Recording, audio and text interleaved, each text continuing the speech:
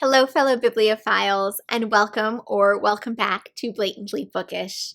I'm Marissa, and today I'd like to briefly reflect on my reading this past year and set some reading and channel intentions for the coming year in 2023.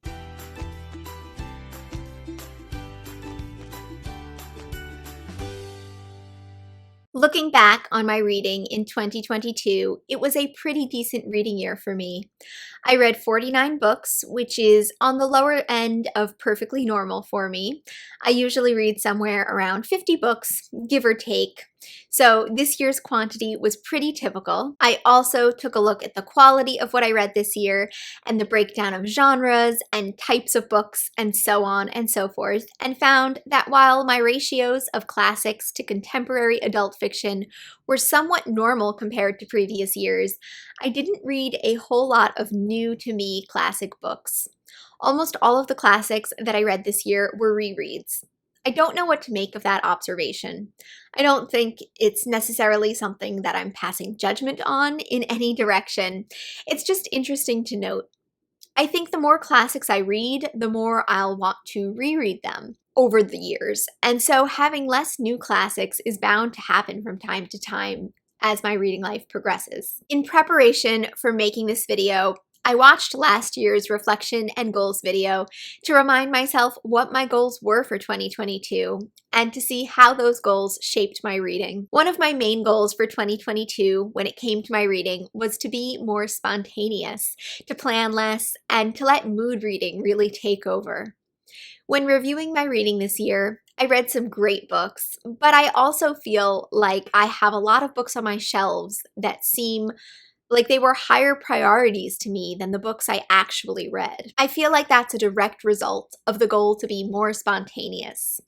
I had hoped that the spontaneity would encourage me to read what I really wanted to, but I think in reality, it had me picking up things on a whim that, while entertaining, didn't stick with me long term or deeply impact me in any way. For example, I read 6 Bridgerton books this year, which, while enjoyable, aren't exactly books that I look back on fondly or actually even remembered reading before looking through my records for the year. Reading should, of course, be enjoyable, but I like to read books that are both enjoyable and make a lasting impact on me. The Bridgerton books did not do that for me, and after a while, I decided that I didn't even want to finish the series. That's the kind of thing that I'm talking about. I feel like every year I struggle with the dichotomy of mood reading, spontaneity, and new releases versus structure and lists and books on my shelves or books that I've been meaning to pick up for ages. Each year, I find myself struggling to come up with a solution to structure my reading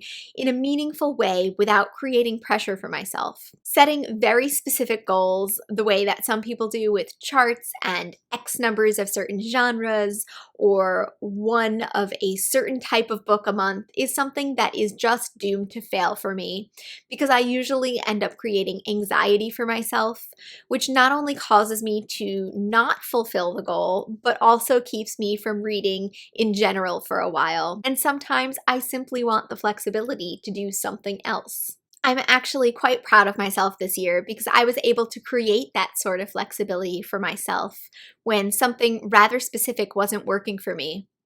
One of the goals that I set last year was to read the Wolf Hall trilogy with a great group of booktubers. And I read the first 2 books, but bowed out of finishing the trilogy. I decided not to read The Mirror and the Light. I had conflicting feelings about Wolf Hall, which is widely regarded as one of the best historical fiction books of all time. There were moments of reading Wolf Hall where I thought, Hilary Mantel is a genius, and I was sucked into the book and dog-earing pages and frantically jotting things down.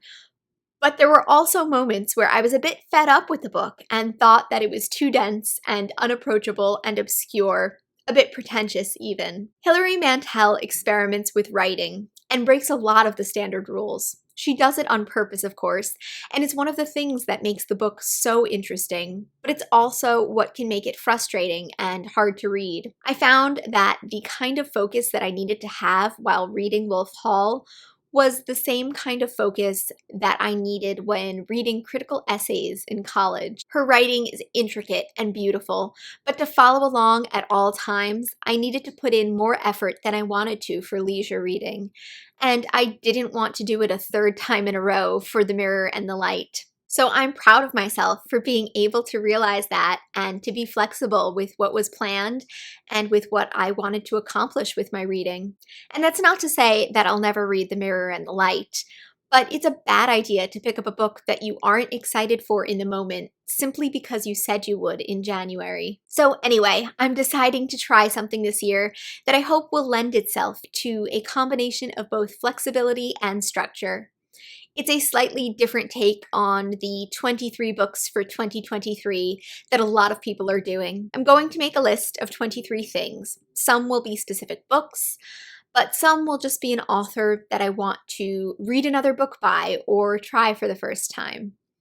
I think that a majority of the things on the list will be books from my shelves and books that I've wanted to get to for a while and that I'm very much still interested in. I won't expect myself to read all 23 of the things on this list, but it'll be a nice place to refer to when I don't know what I want to read next. Instead of picking something up on a whim, or instead of standing and staring at my shelves for hours before finally deciding not to pick anything up and to watch Netflix instead. And since there are 23 things on this list and I'm not expecting myself to read everything, it still leaves room for a lot of other books. I'm really hoping that this will be something that works for me and will guide my reading without becoming overwhelming or stressful. I feel like it's really important to cultivate my reading and make sure that I'm reading things that I really want to read, because I am not one of those booktubers who reads hundreds of books a year. I've got about 50 and I want to make the most of them. So stay tuned for a 23 books for 2023 type video coming your way once I get that list together. If any books come to mind that you think I'd particularly like or that you've heard me talk about wanting to read before multiple times on my channel, do let me know in the comments below and perhaps they'll be added to the list. This is just for my physical reading though. I actually listen to a great deal of audiobooks during my commute to and from work. I always have trouble deciding which audiobook to listen to during that time, and I feel like I can't pick anything that's too dense or too important to me because when I'm driving, I tend to zone in and out while paying attention to the road as needed. I usually can't focus on classics in the car, unfortunately. I don't seem to get as much out of them on audio as I do in print. Nonfiction is usually really good for me because I can still follow along if I zone out for a major portion of the text. But there are some audiobooks that have really blown me away with their narration style and are so captivating that I leave the experience truly feeling like I wouldn't have enjoyed the book quite as much had I read it in print. These books genuinely make me excited to get up each morning and go to work and not even care how much traffic I get stuck in. I've had that experience with Daisy Jones and the Six, for example, Mr. Loverman by Bernardine Evaristo, Oscar Wilde's comedic plays put on by LA Theatre Works, the Harry Potter books narrated by Jim Dale, and that's just to name a few. There have been others. I don't know if this is a goal per se, but I would love to also put together a really great list of audiobooks for my commute. The problem is I don't know how to find audiobooks that I want to read that will also really click with me well in the car. I want good books, but specifically good books that may be made even better by listening to them on audiobook. So I defer to you. I would love to hear your suggestions for this if you have any. Another aspect of my reading life is my reading journal. I actually stopped keeping up with it pretty quickly into 2022 and stopped doing collages in it after April. I'm not entirely sure why. I think I simply didn't have much to say about the books I was actively reading at the time, and then I never picked it back up when I did. But I decided to try another reading journal for 2023, and I have it all set up and ready to go. I'll probably post some images from my new reading journal onto my Instagram, so be sure to follow me if you'd like to check that out. If you want to learn more about how I used to use my reading journal, you can take a look at the video where I discuss my 2021 journal in great detail.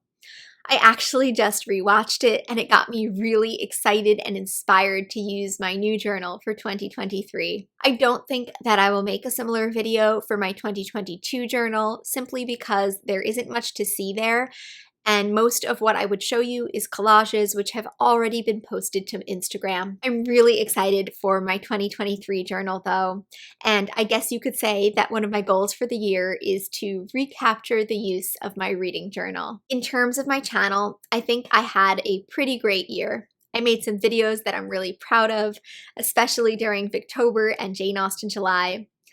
I don't have any major channel plans or projects that I'd like to do this year, apart from hosting Jane Austen July again, and Victober again too, if I'm invited to do that. Honestly, my main channel goal for the year is just to keep my channel going. I know that that seems like a very low bar for me, but I've had a lot of changes in my life from quite a few different fronts this year. Some of which aren't really my issues to discuss on a platform like this, even though they've affected me greatly, and some of which I'm not really ready to discuss on this channel quite yet, but probably will at some point. I'm a bit hesitant as to how things in my personal life will affect both my reading and my channel. So I guess you could say that my main goal for 2023 is to be kind to myself if I don't read as much as I have in previous years, or if I can't quite manage to maintain this channel the way I usually do. So that is all I have for you guys today. Through all of this rambling about my reading life, I seem to have set some nice goals for myself, namely to organize my reading through the 23 books in 2023 list, to try to come up with some sort of list or organization for my audiobook reading, to focus on and to actually use my reading journal, and to be kind to myself if I simply can't manage to maintain my reading life and channel the way I typically do. I would love to hear from you guys in the comments down below. What are your goals, reading or otherwise, for 2023? Do you keep a reading journal? And if so, how exactly do you tend to use it? Are there books that you've heard me mention that you think should be on my 23 books for 2023 list? And do you have any good audiobook suggestions for me? Specifically the kind I was talking about before, not just good books, but good audiobook productions, narrations that really make a difference to your reading experience. How do you like to organize and cultivate your reading? Until next time, I look forward to seeing you in another bookish video very soon. Bye!